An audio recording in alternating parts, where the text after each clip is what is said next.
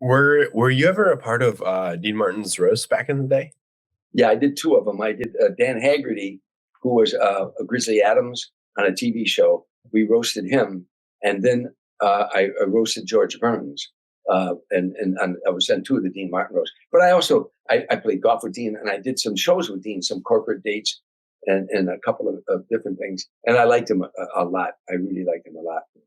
Gotcha. Yeah, my so I told my parents that we were actually interviewing you, and my dad's a big fan, and he's also a big fan of Dean Martin. And he said, and I quote, "Ask him about Dean Martin and others drinking in TV, as well as the Dean Martin roasts."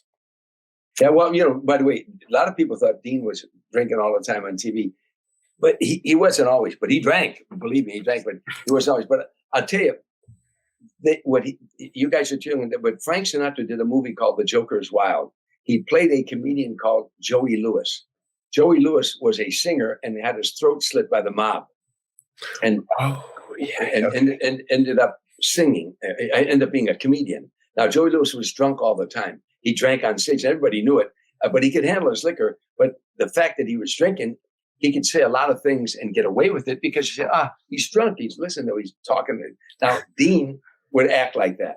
Dean would walk out on stage and say, "Ladies and gentlemen, direct from the bar, welcome Dean Martin." And Dean would walk out and he'd walk up to the microphone. He'd say, "Everybody loves somebody sometime." And he'd look over his piano player and he'd say, "How long have I been out here?" Everybody say, "Oh, he's drunk."